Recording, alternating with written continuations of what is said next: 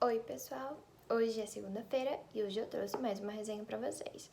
Não tem segredo, eu já deixei a resenha aí, o nome do livro que eu vim resenhar aqui pra vocês, que era um livro que eu também tava devendo aí pra vocês pra resenhar. Mas enfim, casou de hoje eu trazer pra vocês 1984, do George Orwell, que se você assistiu a minha resenha passada, sabe muito bem que o nome dele não é George Orwell, que na verdade o nome dele, George Orwell, é um pseudônimo para Eric Arthur Blair. O Eric Arthur Blair, o George Orwell, na verdade, ele é inglês e esse livro aqui ele escreveu em 1949, só que o 1984 ele se encaixa perfeitamente para os dias atuais, para a situação em que não só o nosso país vive, mas o Ocidente em si ele vive no século XXI, num movimento que a gente pode chamar de pós-modernidade, de questão de controle de informações, de internet, de redes sociais, de polarização política. O 1984 ele conversa perfeitamente com a situação atual que a gente está vivendo, mesmo ele tendo escrito em 1949. Ele é um livro altamente que pode ser lido hoje em dia. Você pensa, nossa, esse livro foi escrito o quê? Para nossa sociedade hoje?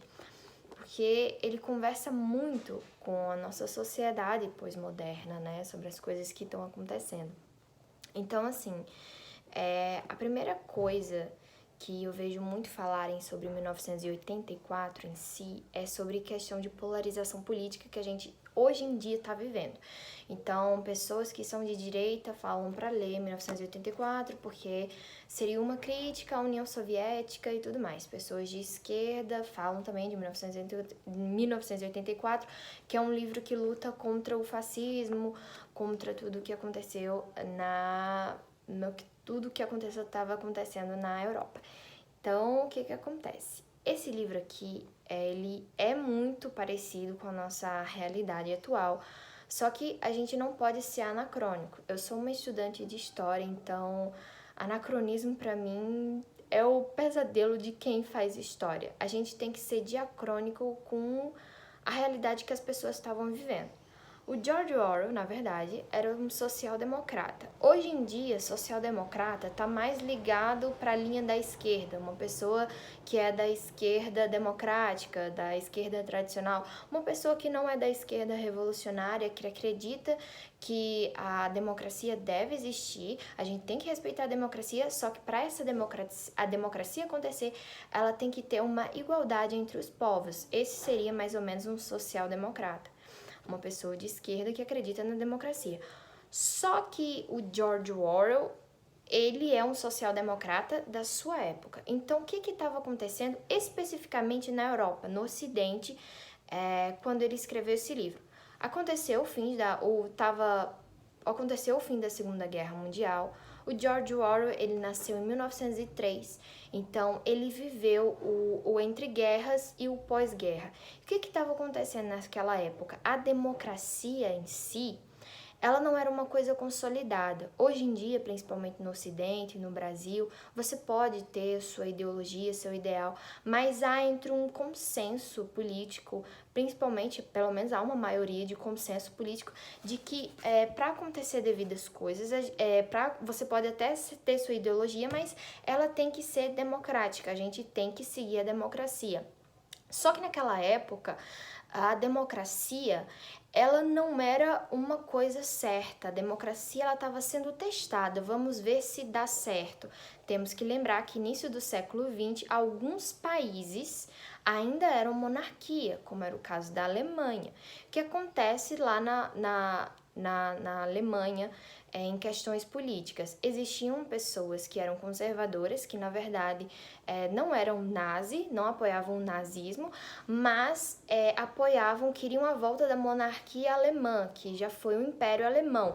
Então queriam essa volta e não queriam democracia, não eram sociais-democratas que eram da linha do George Orwell, queria uma democracia onde preponderasse oposições.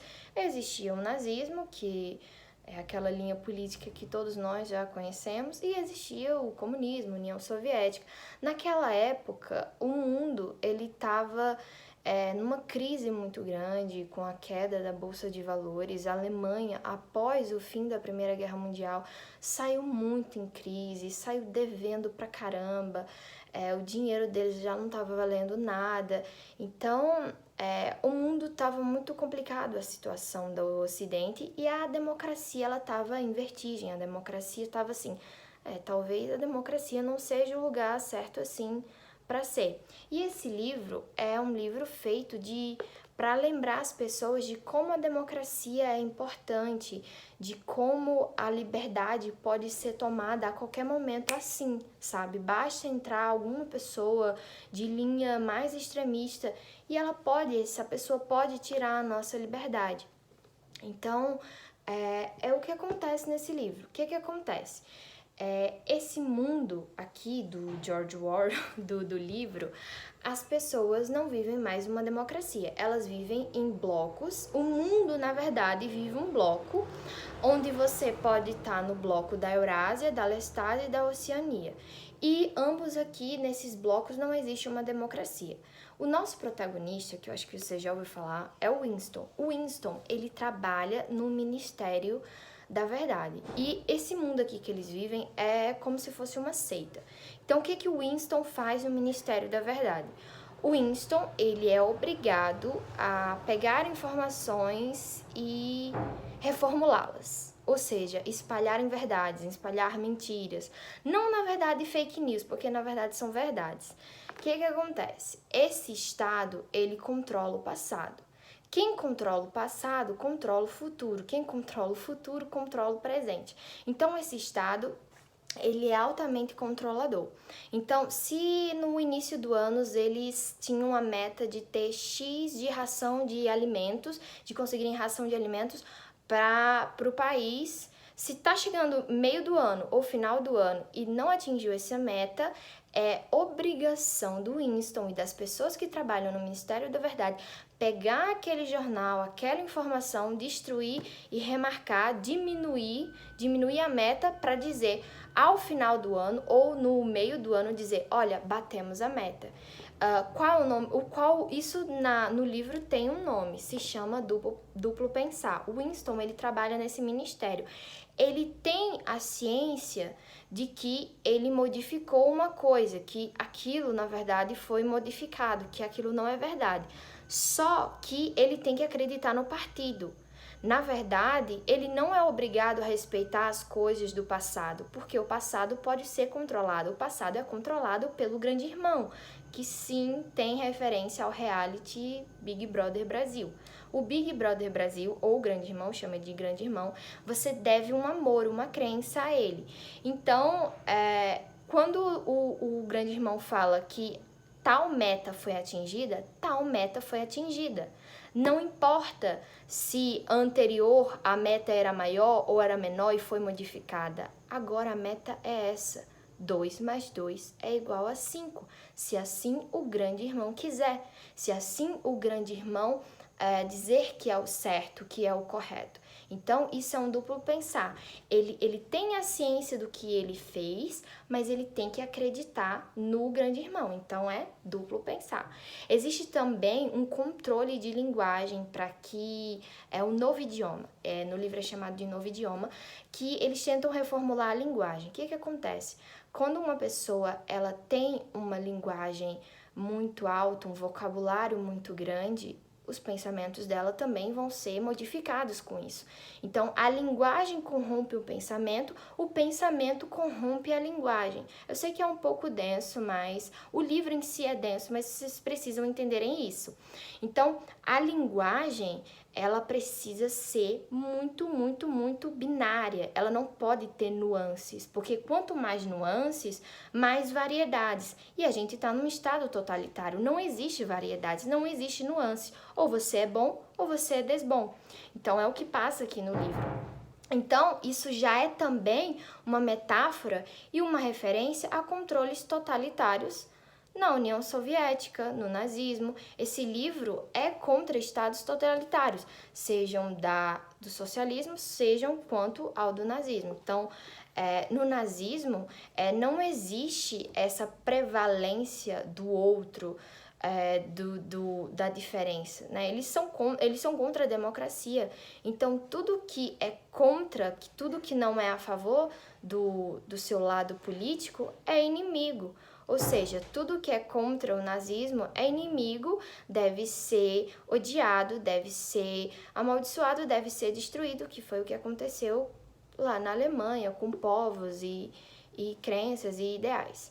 Então, no livro isso também existe. Tudo que é contra o grande irmão, tudo que for fora a cartilha do grande irmão, é chamado de Goldstein. Sim, Goldstein, ele tem até uma fala, essa palavra tem uma certa origem judaica, que é também uma referência ao nazismo. Mas o Goldstein é como se fosse uma entidade, na verdade. O Goldstein, ele não existe, ele foi uma coisa criada pelo grande irmão para que tudo que as pessoas fossem pensar ou até dizerem que fossem fora da cartilha fosse uma coisa errada, fosse como se o Goldstein tivesse entrado em você, tivesse te manipulado, tivesse ido contra você, tivesse, sabe, te prevaricado. Então, isso é o Goldstein. No livro também existe a questão do pensamento-crime. O que é o pensamento-crime? Pensamento-crime não te condena à morte. O pensamento-crime é a morte. Isso é uma das falas do livro, que é a questão de você pensar. Você não tem liberdade nem para pensar contra o grande irmão. Por exemplo, se você estiver dormindo, e algumas pessoas têm o hábito de falar dormindo, e se você, por acaso, você pode até amar o grande irmão, mas se você falar alguma coisa contra o grande irmão, e a teletela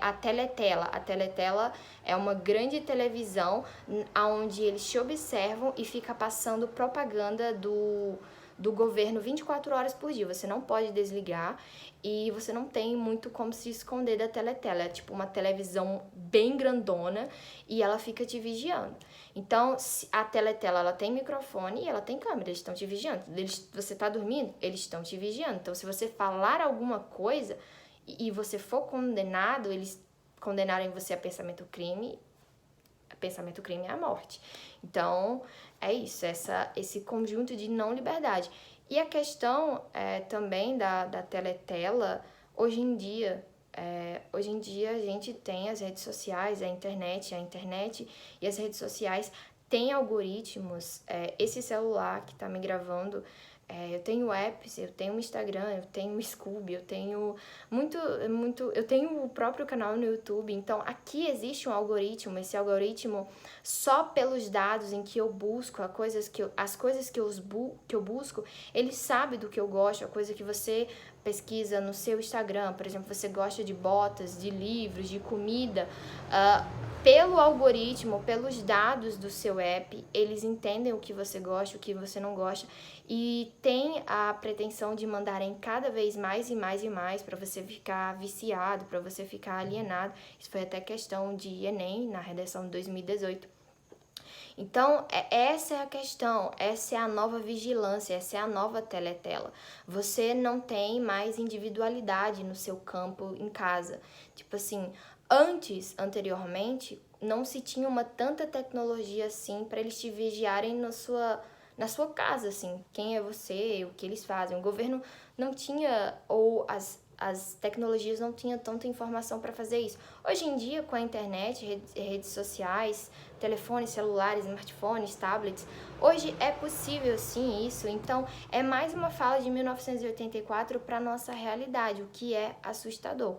Então, o 1984, ele é um livro contra as ditaduras, de como a nossa liberdade deve ser protegida, de como a gente não deve cair nesse papinho de pessoas de ideais extremistas na qual não acreditam na democracia ou que o outro não pode existir, não pode coabitar no mesmo território. Então, é uma referência ao nazismo, na qual o outro não pode coabitar. e também a União Soviética, na qual o outro não pode coabitar, porque se ele se coabitar, então o fim último daquele estado ele não sai, porque o outro existe, o outro ideal ele tá ali, então ele tá atrapalhando, então ele não pode existir. Então são essas coisas minúcias aqui no livro que você deve prestar atenção, porque como eu já falei, é um livro denso. Prestar atenção, você vai pegando a referência do que o George Orwell ele queria dizer, do que ele queria promulgar aqui nesse livro, no 1984, de que a liberdade é a coisa mais importante que o ser humano tem e de que ele pode ser facilmente tirado de nós. Então, o Winston, ele vai passar por questões aí no livro, na qual ele vai pensar, bem, eu vou contra o grande irmão ou não? No fim, eu não posso dizer, ele é bem pesado o final do que vai acontecer com Winston. Ele vai ter um diário onde ele vai poder escrever as coisas dele, ele vai conhecer uma determinada moça que tem um pensamento um pouco oposto ao grande irmão, e eles vão entrar num relacionamento e depois isso vai culminar numa coisa que vai dar parte pro final, que eu não posso contar, mas é uma coisa pesada, assim. O final desse livro é pesado. Esse livro em si, ele é muito pesado. As coisas que tem aqui, os sonhos que o Winston tem, porque ele vai ter muitos sonhos da infância dele, de traumas, de coisas que aconteceram com a mãe dele, com o pai dele, com a irmã dele. Então, é um livro pesado. Eu não recomendo para você que é criança ler esse livro, até porque você não vai entender. Eu recomendo aí para adolescentes ou jovens adultos, ter um pouquinho de paciência. Esse livro aqui não é como Revolução dos Bichos, é mais difícil. E depois dessas últimas duas leituras aí que eu percebi do George Orwell, eu percebi que, na verdade, eu gosto muito mais de estudar essa época do que ler os livros, né? O 1984, ele tá aí com uma tríade que é considerada a santa trindade das utopias, né? Que falam sobre a questão da sociedade, de utopias sociais e tudo mais, que é o Admirável Mundo Novo, que também é um livro que fala sobre o futuro, e o Fahrenheit 451, 451, alguma coisa assim, que também fala sobre uma utopia de uma sociedade, problemas que podem acontecer. Mas tá, esses três livros aí, o 1984, o Admirável Mundo Novo e o Fahrenheit, eles estão numa tríade de utopias que formulam coisas sobre a sociedade que a gente tem que estar de olho, porque o ser humano ele tem que estar de olho nas coisas que ele faz. Muitas vezes o ser humano ele não presta atenção às coisas que ele faz. Isso é uma crítica que já tem outros livros aqui que eu resenhei. E é por isso que é muito importante você ler 1984.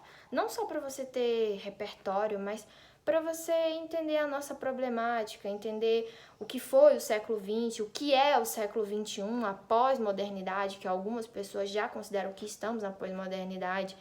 Então, é isso. Esse livro não pode ser deixado de ser lido. É um clássico. É maravilhoso. Vale ler, vale reler e vale também ver a resenha aqui e comentar o que você achou, dar um like se você gostou, comentar algum livro que você queira que eu resenhe aqui e se inscrever no canal e ativar o sininho. É isso. Um beijo e até a próxima.